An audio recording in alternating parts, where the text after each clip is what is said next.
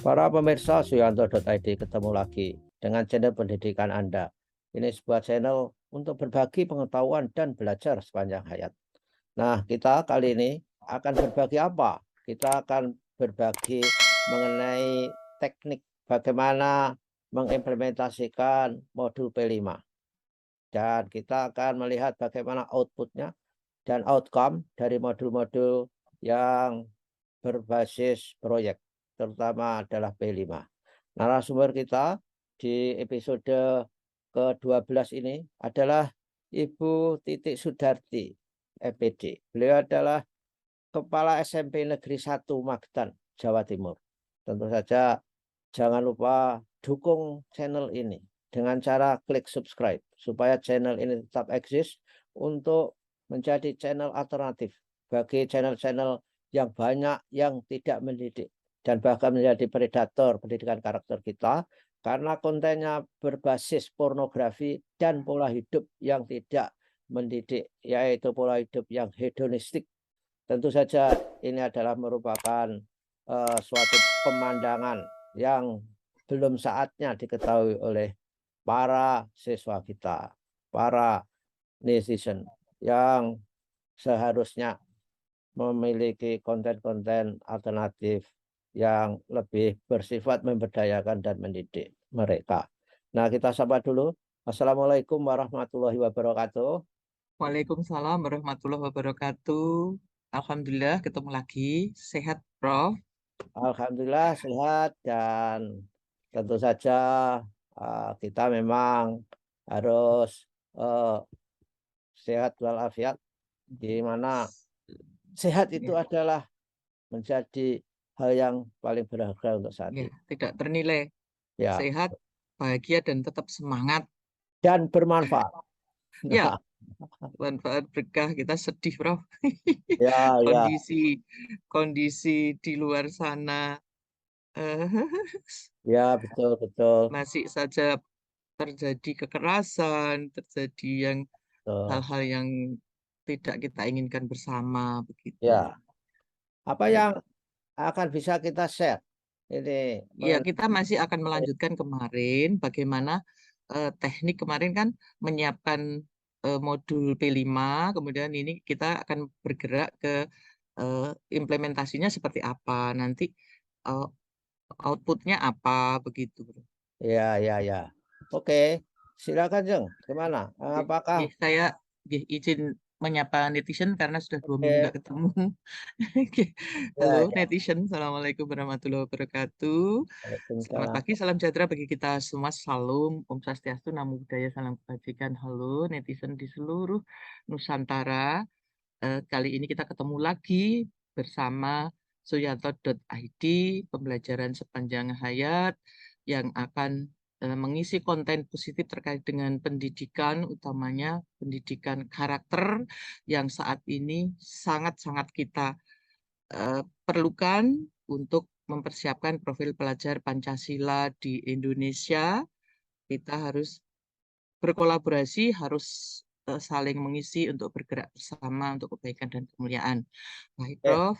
Mohon izin saya share screen nggih, melanjutkan ya, yang kemarin. ya, monggo, monggo. Oke. Nah, inilah eh, PowerPoint yang para pemirsa bisa ikuti. Tapi saya menyarankan kalau melihat konten ini seyogianya memakai laptop atau kalau pakai gadget buat landscape supaya bisa dilihat dengan jelas. Oke, inilah Ya. PowerPoint-nya. Baik, Prof. Netizen kemarin kita sudah membahas sampai di eh, apa nilai apa yang akan kita eh, laksanakan. Kemudian yang ini saya lanjut dengan tujuan dari eh, modul dan implementasi P5.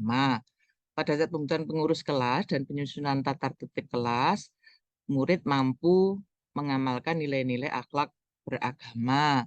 Kemudian yang kedua mengamalkan nilai akhlak kepada manusia, artinya habliminallah dan habluminanas. Kemudian mengamalkannya sebagai warga negara yang baik. Tentu menjadi warga negara yang baik kan tidak serta-merta ketika dewasa, tapi mulai dari dini begitu. Kemudian memperoleh dan memproses informasi dan gagasan terkait dengan mengimplementasikan musyawarah mufakat di kelas masing-masing. Kemudian mengelola regulasi diri, karena nanti kan produk akhirnya dalam kegiatan ini kan kemarin masih suara demokrasi ya, Prof. Gitu. Ya, Nanti produk akhirnya berupa susunan pengurus kelas, kemudian tata tertib kelas, kemudian laporan masing-masing kelompok, kemudian dokumen atau administrasi penyusunan kelas, kemudian juga video kegiatan selama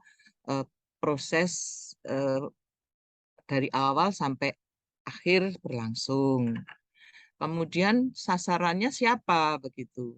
Sasaran peserta didik nanti adalah karena kurikulum Merdeka ini implementasinya ke kelas 7, ya sasarannya nanti adalah peserta didik reguler kelas 7A sampai 7D.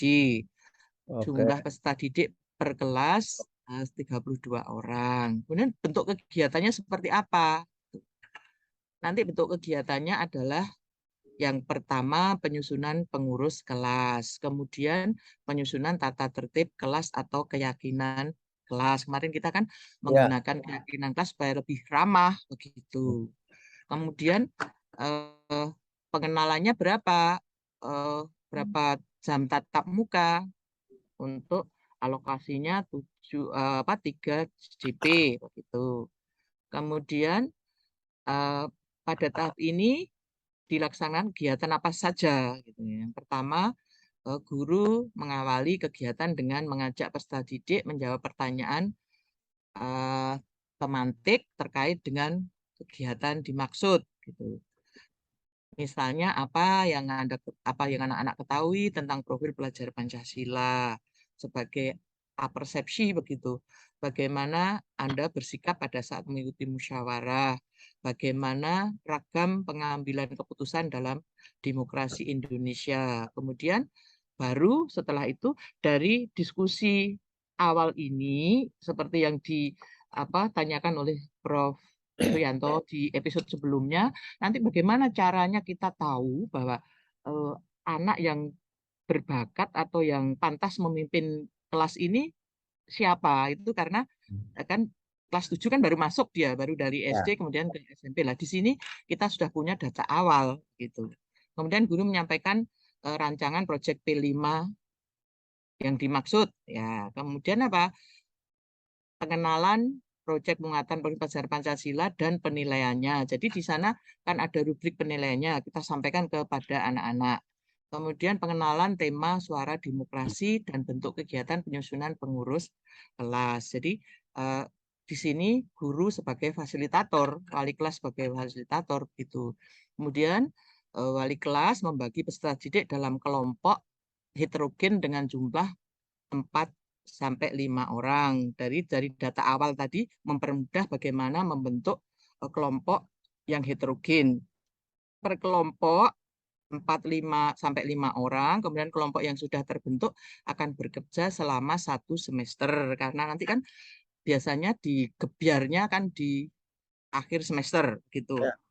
Kemudian guru meminta masing-masing kelompok untuk mendiskusikan 2 hal penting dalam demokrasi berikut ya, demokrasi dengan contoh video begitu, sehingga anak-anak ini akan muncul digitalisasi sekolah untuk diberikan rujukan ya, untuk bahan diskusi atau musyawarah. Nah, Di stop, sini stop. Sebentar ya, dong, saya menyelam, oke, mohon maaf. Eh, oke, mereka melihat rujukannya itu bareng-bareng di kelas oke. atau menjadi penugasan di rumah masing-masing atau di mana saja bisa dilakukan. Itu tergantung situasinya, Bro. Oke. Ketika bisa dilaksanakan di kelas, ya bersama-sama di kelas Hmm, dalam kelompok itu. Kalau diinginkan kita sebelum masuk kelas, anak-anak sudah punya gambaran, ya kita beri tugas sebelum diskusi di kelas dilaksanakan begitu, Bro. Ya, ya, oke. Ya, oke, Ya, oke. setelah itu, nggih, nanti guru meminta perwakilan masing-masing kelompok untuk menyampaikan hasil diskusi kelompok masing-masing. Nah, guru pembimbing atau wali kelas nanti eh, peserta didik untuk membuat apa? Membimbing untuk membuat kesepakatan dalam menggunakan metode pengambilan keputusan musyawarah, mufakat, dan voting. Jadi di situ kalau kalau tidak tercapai musyawarah mufakat kan harus pakai voting gitu, sehingga di sana Oke. diperkenalkan yang musyawarah mufakatnya yang demokratis dalam menyusun pengurus kelas, kemudian apa tadi eh, Me- kesepakatan kelas ya, Ya, seperti itu. Kemudian setelah ketua terpilih dan wakil, kemudian pemilihan pengurus yang lain untuk melengkapi melalui musyawarah mufakat. nah, Kemudian ya, sebentar. oke. Langkah-langkah ini, dokumen ini diberikan kepada siswa atau dipegang oleh gurunya saja? Maksudnya dokumen yang mana? Ya, modul ini. Sehingga Modul. siswa itu tahu langkah-langkahnya itu lewat modul ini atau diberitahu ketika proses implementasi itu terjadi. Sementara ini masih diberitahu, Bro. Oke, ya, Ya, ya, oke. ya. Kemudian berikutnya eh, tadi kan pengenalan, proses pengenalan. Sekarang yang berikutnya proses aktualisasi. Ini juga 3 jam pelajaran.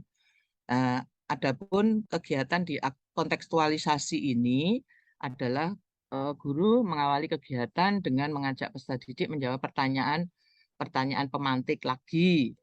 Itu kan terkait dengan eh, apa pemilihan tadi begitu. Bagaimana tahapan pemilu yang dilakukan oleh KPU. Ini kan nanti ada asas yang luber itu kan ada di sini. Kemudian siapa saja yang terlibat sebagai panitia penyelenggara dalam pemilu.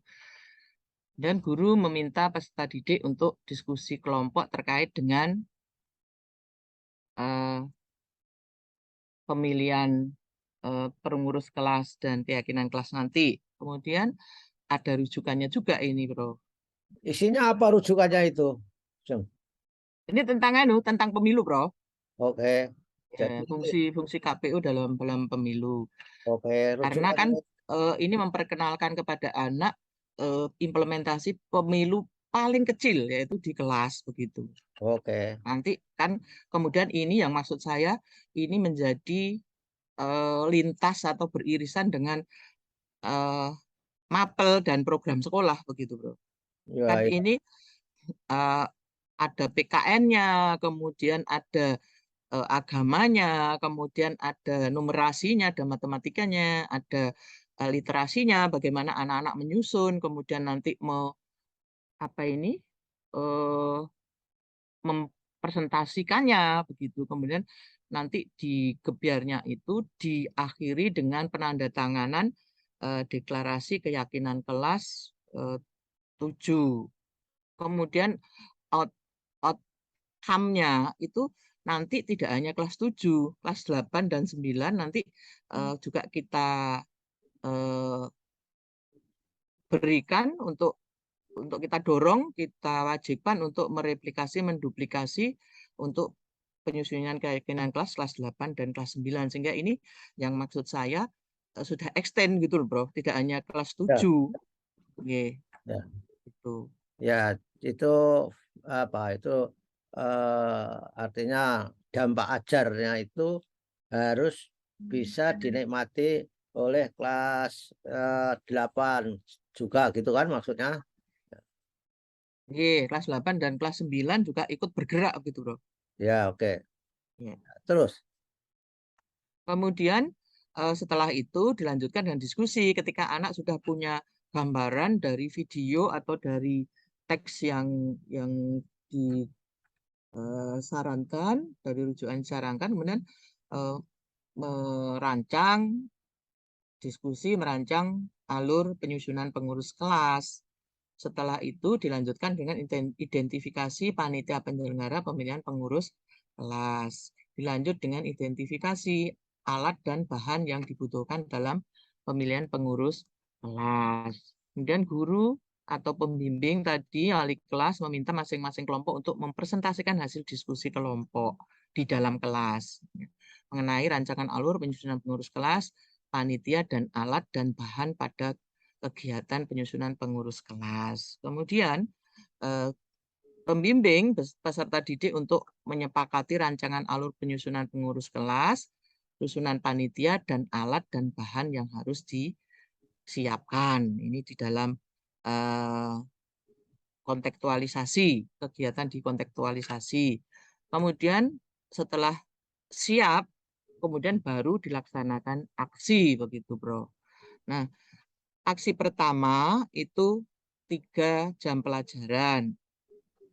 Terus ini wali kelas dan guru harus membimbing peserta didik untuk memilih dan menetapkan panitia pemilihan pengurus kelas, kemudian dilanjutkan dengan menyusun dokumen yang diperlukan, kemudian menyiapkan alat dan bahan yang diperlukan, dan membuka pendaftaran pasangan calon dan menetapkan pasangan calon. Kemudian guru pembimbing atau wali kelas peserta didik untuk merefleksi kegiatan yang sudah dilakukan dengan mengacu pada 4P, yaitu peristiwa, perasaan, pembelajaran, dan penerapan. Ya, itu diberikan kepada siswa untuk membuat masing-masing feeling dia, perasaan dia, kemudian bagaimana terhadap proses pembelajaran yang berbasis proyek untuk P5 itu, Ya, atau secara kolektif? secara kolektif. Oke. Jadi kan bagaimana proses musyawarah mufakat dan voting di kelas masing-masing kan berbeda, Bro. Ya, Karena ya. kondisi sosiokulturalnya kan berbeda di masing-masing kelas. Ini nanti menjadi terlihat bagaimana berkebinekaan global di sana ketika di aksi di gebiar aksinya dari seluruh kelas yang kita mengundang dari expert, kita mengundang dari lintas OPD yang sebelumnya sudah saya sampaikan secara lisan begitu. Ya, oke lah. Iya. Bu Titik, saya kira Iya. kita sudahi sampai di sini. Iya. Tolong Ya, diberi tanda ya, ya. bahwa Berarti kita hari ini baru aksi pertama, Bro, karena ini nanti ada aksi ketiga gitu. ya, Sampai oke. aksi 3. Nanti kita minggu depan insya Allah akan mulai dengan aksi kedua. Gitu. Ya, oke. Ya, Bro. Dan para pemirsa dan juga para guru kepala sekolah ikuti terus di video Ibu Titik Sudarti ini. Minggu depan akan dibahas aksi-aksi berikutnya untuk menuntaskan implementasi modul P5. Terima Ya, kasih dan tentu ya. saja kepada Ibu Titik Sudarti saya mengucapkan terima kasih atas kehadirannya di channel suyanto.id. Oke, sama-sama, Prof. Saya juga berterima kasih diundang sampai episodenya panjang sekali, tapi saya senang karena kita bisa berbagi sehingga kegalauan terkait dengan implementasi kurikulum Merdeka, utamanya tentang P5 dan modul P5, kemudian output dan outcome-nya seperti apa, nanti bisa share kemana-mana. Ini ini asik nanti, senang Iya, sekali. Terima kasih, oke. Prof. Nanti tetap saya mengundang Prof. Suyanto untuk hadir di sekolah saya SMP Negeri 1 Magetan untuk melihat langsung kondisi lapangan juga para netizen di seluruh Nusantara. Silahkan kita belajar bareng. Saya tunggu di SMP Negeri 1 Magetan untuk diskusi terkait dengan implementasi kurikulum Merdeka dan bagaimana kita harus bergerak bersama di pendidikan formal, non formal, informal supaya tidak ada lagi kekerasan. Ya. Begitu, terima kasih. Ada kurang lebihnya mohon maaf. Ihdinas siratal mustaqim. Billahi taufiq wal hidayah. Wassalamualaikum warahmatullahi wabarakatuh. Selamat pagi. Salam Om Santi Santi Om Namo Buddhaya. Salam kebajikan. Oke, sampai jumpa. Ya.